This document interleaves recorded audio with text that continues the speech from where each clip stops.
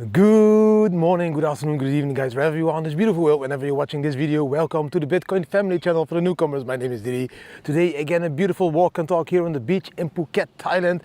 I have 5 amazing Bitcoin charts, I have a trading tip, I have a travel tip, I have some live advice, I'm answering a question of one of the followers, and huge news about crypto.com but also about Biden. So let's quickly jump into the charts first to see what is happening to Bitcoin, because all of you, congratulations, Bitcoin is already at 57k.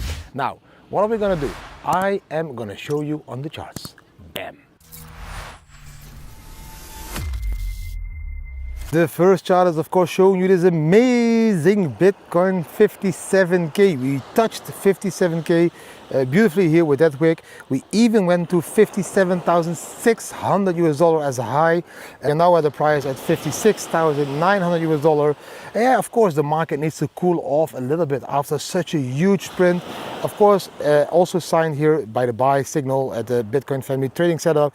That would be a beautiful trade. I think a lot of the members, I even saw people posting 50% profits with that trade, guys. So beautifully done again by the Bitcoin family. Indicator setup, beautiful 57k. When 60k? That's the question now, of course. Everybody wants to see Bitcoin at 60k. I think it will take a couple of more days, maybe a week, that we could reach 60k to 61k. And from that moment, 61k, yes, I believe we can see a healthy retracement, a healthy pullback. Will it be like only 10% or 20%, so back to 50k levels?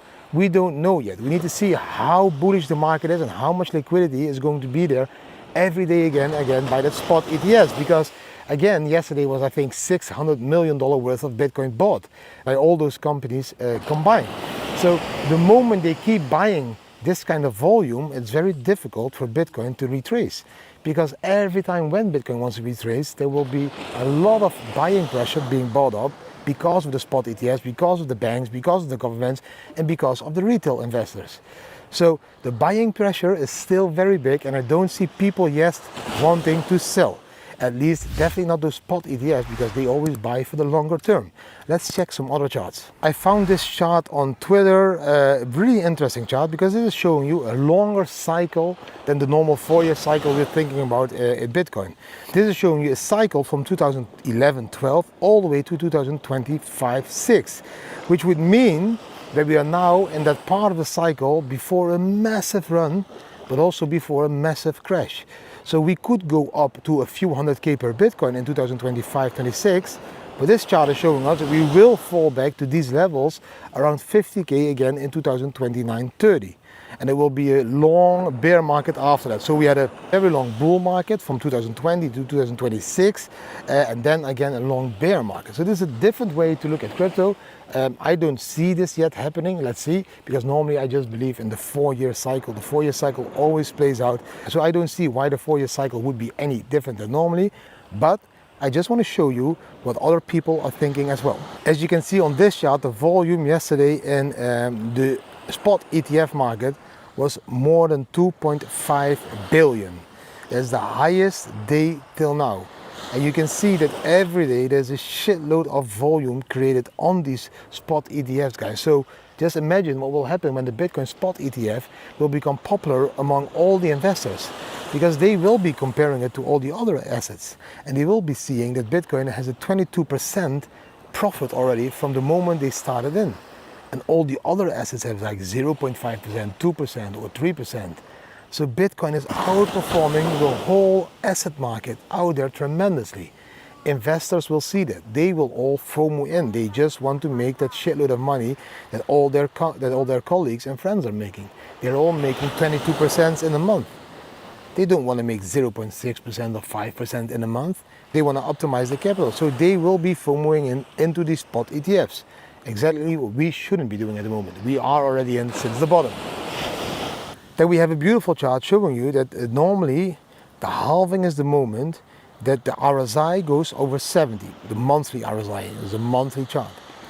And we can see the first BTC halving completely on the left.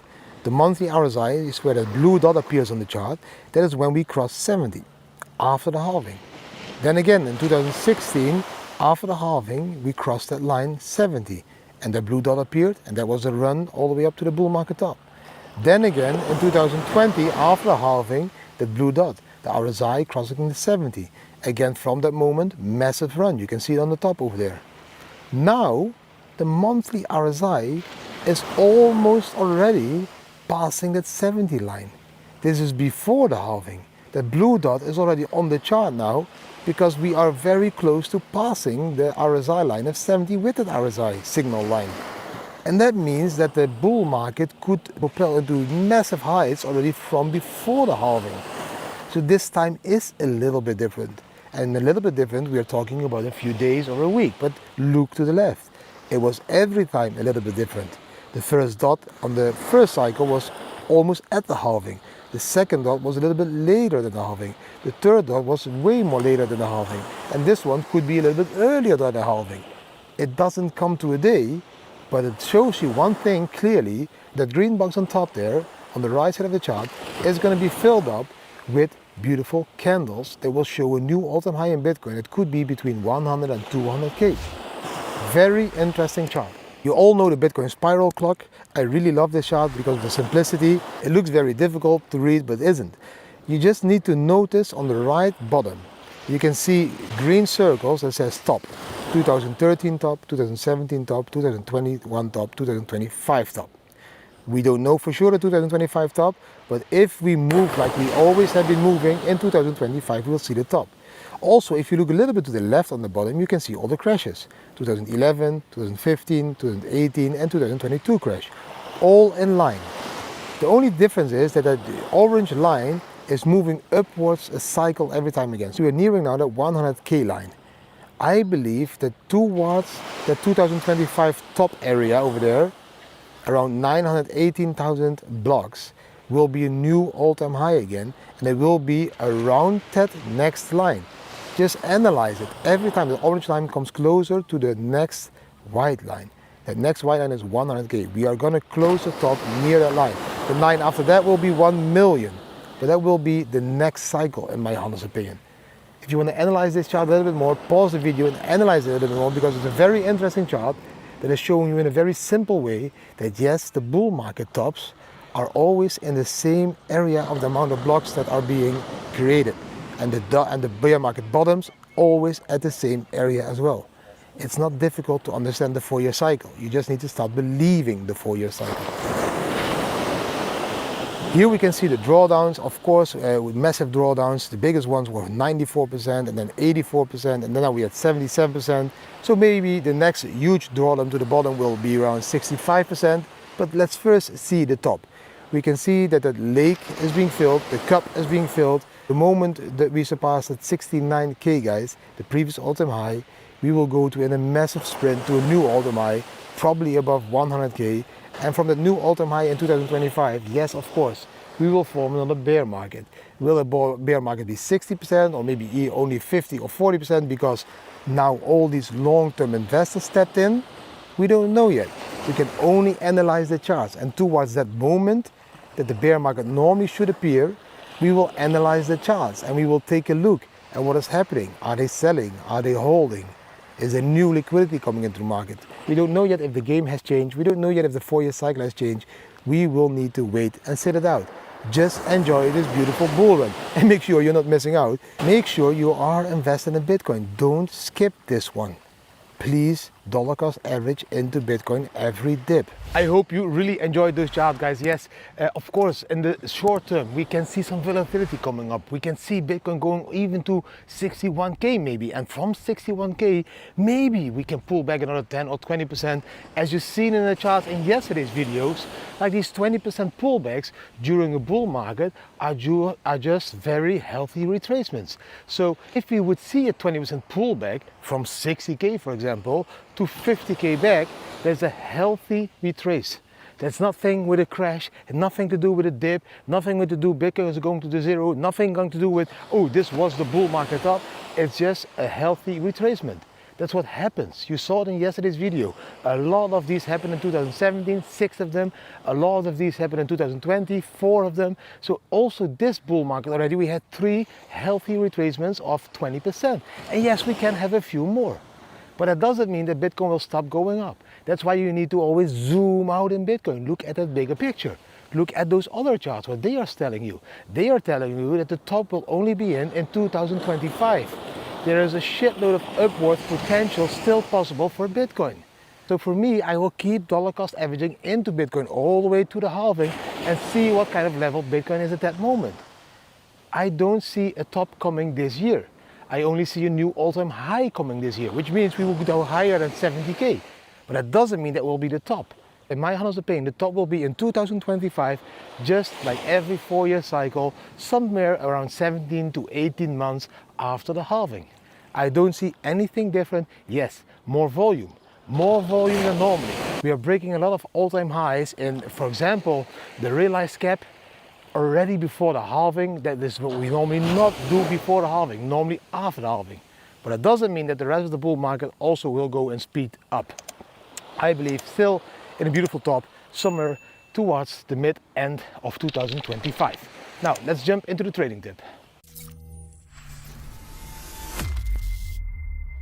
The trading tip for today is a very important trading tip. Don't FOMO. Never FOMO into a trade. Fear of missing out. I know that you're FOMOing at the moment. I know that you're like, oh shit, I thought we could go back to 48K or maybe even to 40K because a shitload of influencers was telling us, hey, we could even go back to 30K. And I know now that Bitcoin is going up to 57K and nearing the 60K, you want to FOMO in. You will be like, oh no, I need to buy now. It's FOMO, it's going up, it's going up. I know that feeling. I have been through that feeling many times since I was in this industry since 2013. Never FOMO in. That's the worst decision ever. Wait for the market to cool down. Are we gonna hang around at 57K? Okay, maybe then you will add to your portfolio. But always wait for the market to give you a confirmation. Maybe we will retrace 10% or even 5%. Whenever the market is pumping, don't FOMO in. Just wait for the market reaches a target. If it then goes sideways for some time and again goes up, of course, it's a beautiful moment to get in, but don't FOMO in.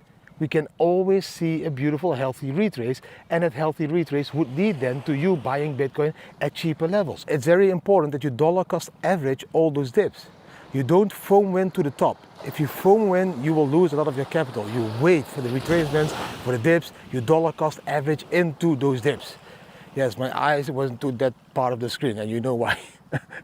I'm FOMOing in, no. So it's very important to understand, never FOMO in, always wait for the market to give you a confirmation, and then you start to dollar cost average a little bit more into Bitcoin again.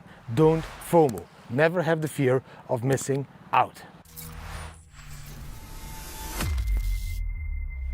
A very simple travel tip for today. I don't know if there's many of you that has this motion sickness when they are on the air, on a cruise or like a boat. Yes, you can take pills, but look, a very natural remedy is eating a green apple or drinking ginger ale. That really settles down your stomach directly. So if you have motion sickness, always eat a green apple or drink some ginger ale. Don't mix it with alcohol, that's not the right thing to do. Just a normal ginger ale and a green apple will settle your stomach down instead of all those pills. And I know a lot of people don't want to have those pills. So I think it's a very good tip for you to do it in a different way than the pills. So healthy green apple or ginger ale will help you against the motion sickness on boats, on airplanes, on everything else, guys. So that was the travel tip for today. Let's jump into the next one. The question today from a follower was, Didi, why are you selling something that is even more scarce than gold in 2025? Because I do believe that Bitcoin is more scarce than gold, but I want to multiply my Bitcoins. And I also know that every asset out there that has huge investment in it will have healthy retracements. So till now, every bull market that went up massively was followed up by a 70% dip of a bear market. So if I would exchange my Bitcoin into stable coins, for example in the bull market top in 2025, and there will be a 60 or 70% crash, I will be able to buy a shitload more Bitcoin back. Because I treat Bitcoin as my core capital. So sometimes I need to step out of Bitcoin, for example here in Thailand, to buy food with Thai baht. And sometimes I will need to step out in Bitcoin and US dollar Tether or any other stablecoin DAI, for example, to multiply my Bitcoins. Because Bitcoin is my core capital. It's the opposite of what most people are doing. Most people have euros or dollars and they sometimes step into stocks or sometimes stepped into Bitcoin, or sometimes stepped into anything else to multiply their US dollar or their euros. So I'm doing it the other way around. I sometimes step out of my Bitcoin capital to multiply my Bitcoins, not the other way around. I don't need more shitcoins like euro and dollar. I am accumulating more Bitcoin. So sometimes I need to get out of Bitcoin before the crash and buy back more Bitcoins back. So just think of what you're doing with stocks. You buy the stocks low. When the stocks go up, you sell them. And why are you selling them? You're selling them because you want to multiply your euros or your dollars. I am treating Bitcoin the way you're treating euros or dollars. That's the answer to the question. I have two news items for today, guys. The first news item is that Crypto.com is now working together with the biggest Latin America investment group, BTG. And BTG launched a stablecoin, DOL. And now Crypto.com is going to launch that stablecoin on their platform, which now means that traditional finance, a stablecoin DOL that is based on 1-to-1 ratio to the US dollar, is now being connected again through Crypto.com to Bitcoin and other cryptocurrencies. So the biggest investment company now in Latin America has now the possibilities to issue a stablecoin in Latin America and exchange that stablecoin into, for example, Bitcoin through the Crypto.com platform. So I think this is a huge step. I think it's a very small news item. I turned around, guys, because there's a little bit cooler in the shadow. But now just imagine that the biggest investment bank of Latin America was able to issue a stablecoin pegged to the US dollar and now is integrating it into the cryptocurrency industry through Crypto.com. This means that all of Latin America will now get access in a very simple way to Bitcoin. So all the people that are using that BTG can now very simply buy Bitcoin on Crypto.com. Yes, it's regulated, yes, it's KYC, but that is again adding more buying pressure to Bitcoin. Now it's not only the spot ETFs that all want to buy Bitcoin, it's not only the banks now that want to buy Bitcoin, it's not only retail that wants to buy Bitcoin, now it's also Latin America's biggest investment bank clients that are able to buy Bitcoin spot, for example, on Crypto.com. So you can understand that the demand for Bitcoin is growing tremendously because the possibilities are endlessly to onboard into Bitcoin. It was way more difficult when I started my Bitcoin trip. I could only buy Bitcoin on really strange websites, or I needed to do a local bitcoins.com transfer, like peer-to-peer, meeting each other, or even through sending an envelope with cash and receiving Bitcoins back. Nowadays, people just use their biggest investment banks or a spot ETF or their ideal account in the Netherlands and buy Bitcoin. So the demand will be growing tremendously because the possibilities of buying Bitcoins are growing tremendously as well. But you need to remember one thing. The supply will stay the same. There will only be 21 million Bitcoins, and it will take another 116 years for that last Bitcoin to be appearing onto the market. The supply is not changing a bit. It's decreasing daily. At the moment, the new supply is 900 Bitcoins per day. From April, the new supply will be 400 Bitcoins a day. 4 years later, the supply will only be 200 Bitcoins a day. And 4 years later than that, the Bitcoin supply will only, the new supply, I'm talking daily new supply, will only be 100 Bitcoins a day. And that is how the new supply will be halving every time during the halving every 4-year cycle. But the demand keeps growing because the possibilities of buying Bitcoin keep growing. Just understand this. You can now start to compare this to the old-fashioned gold rush. Everyone wanted to have a piece of that gold. Now, everyone will want to have a piece of that Bitcoin. So if you hold one Bitcoin through the next 8 years, I believe you will be a millionaire just because you hold one Bitcoin. Just imagine you hold 10 Bitcoins or 100 Bitcoins, how rich you will become then. Still then depending on how much purchasing power it would be, because if the dollar and all the euros and all the other fiat currencies continue like this, of course there will be a diminishing purchasing power, because you will probably need like $50 to drink a coffee. But still, it's better to be hedged in Bitcoin and still be able to drink the coffee than not doing it and stay in fiat and never be able to drink that coffee ever again, like in 8 years time, because of the inflation. So that was the first news item. We are now going to jump into the second news item that I also really liked reading about. You will love the news item as well. Yes, again, all for you guys, all for you, all for you. The second news item for today, guys, is about Joe Biden, because there are now senators in the United States that are against Joe Biden's plans to create a central bank's digital currency. I am fully against a central bank's digital currency, you all know that. But now even the senators in the United States are against creating a central bank's digital currency, which is really positive for the United States. But also makes me wonder the difference now between a huge investment bank in Latin America creating a stablecoin pegged to the dollar against now, for example, the United States not creating a central bank's digital currency. What will this do to the whole economy worldwide? I don't know yet. I still need to dig deeper into it. But if you have any thoughts about this, I would really love you to comment down below. What do you think there is a difference between a central bank's digital currency created by a central bank or a single bank in Latin America creating a stable coin that's pegged to the US dollar? What is exactly different? Let me know down below. Now you can educate me. So this is a serious question. This is a very serious question. I really want to understand the difference between those two things. Because in my honest opinion, any new currency, like worldwide currency, should be a decentralized currency. So it should be like DAI, for example, where the community takes care of the stability of the token. Not like, again, a centralized entity in between it. So the bank in Latin America is a central entity that still has control on that stablecoin. And the central bank in America, of course, is also a very centralized entity that could have influence on that stablecoin or the central bank's digital currency. So let me know what you think about this.